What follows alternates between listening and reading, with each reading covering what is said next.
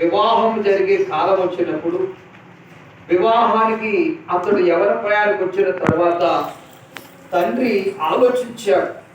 తండ్రి ఆలోచించి మన అబ్బాయికి వివాహ కాలం వచ్చింది, వివాహం చేయాలని ఆలోచించిన తర్వాత మంచి చదువు కలిగిన అమ్మాయి చేద్దామా అని అనుకోలేదు, మంచి డబ్బిచ్చే అమ్మాయి చేద్దామా అని అనుకోలేదు, మంచి అందంగా ఉండే అమ్మాయి చేద్దామా అని అనుకోలేదు.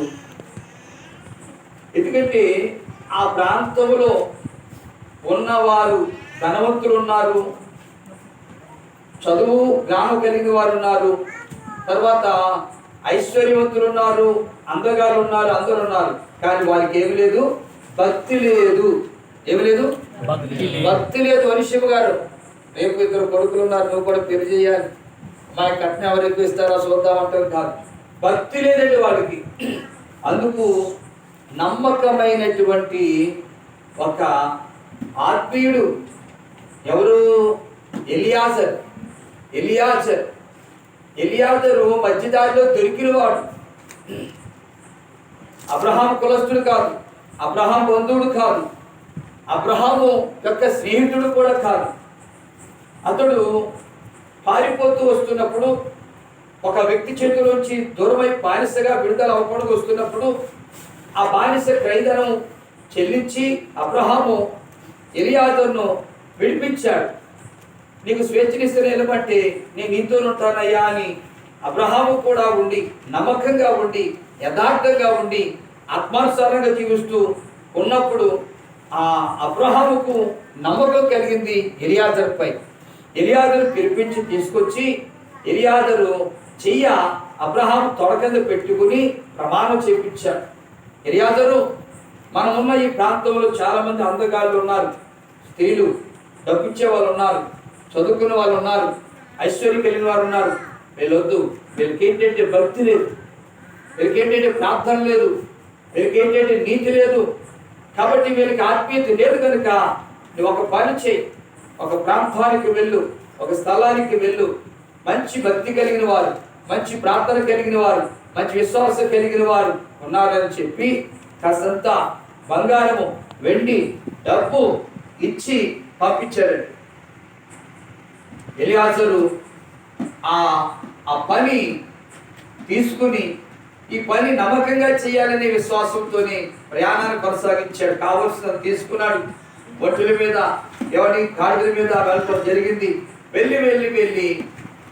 వెళ్ళే దారిలో ఎలియాజరు ప్రార్థన చేసుకున్నాడు, నా యజమానుని దీవించావు, నా యజమానుని ఆశీర్వదించావు, ఏ కొరత లేకుండా చేశావు, కాబట్టి నా యజమానుడి యొక్క కుమారుకు తగిన భార్య దొరకాలి.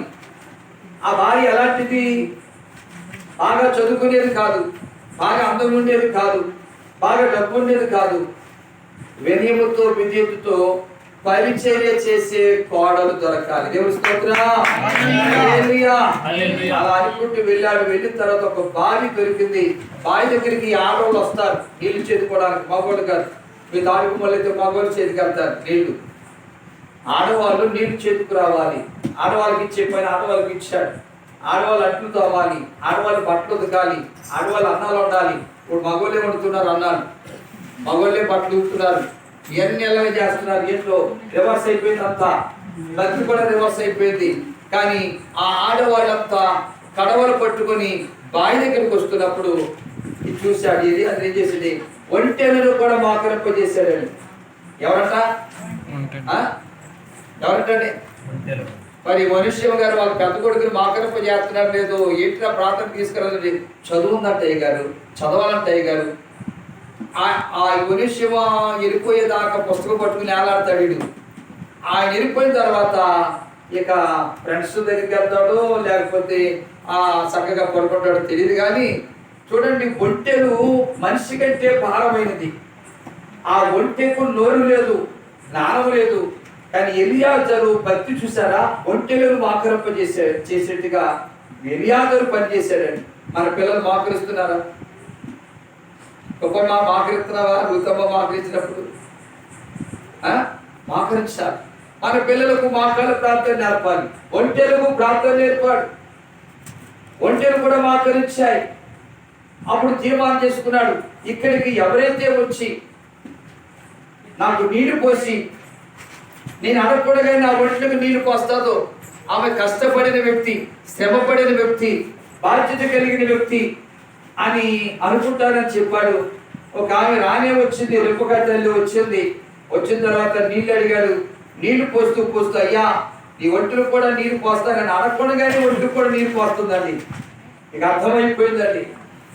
ఎవరిని ఎలియాకి అర్థమైపోయింది, ఈమె నా యజమానుకు తగినటువంటి నా యజమాని కుమార్ తగినటువంటి భార్య అని తెలుసుకుని, నువ్వు ఎక్కడి నుంచి వచ్చావు, ఏంటి నీ వంశం ఏంటి, నీ గోత్రం ఏంటి, అది ఇది అని అడిగిన తర్వాత ఆమె అంటుందయ్యా మరి నీకు కొంచెం స్థలం ఇస్తారంటే నాకు నీ ఒట్లు కూడా స్థలం ఇస్తారని చెప్పింది. ఒట్లు కూడా అన్ని కూడా స్థలం ఇచ్చిన తర్వాత ఆమె మేత వేసేసింది. మేత ఏంటో చూశాడు, స్థలం ఏంటో చూశాడు.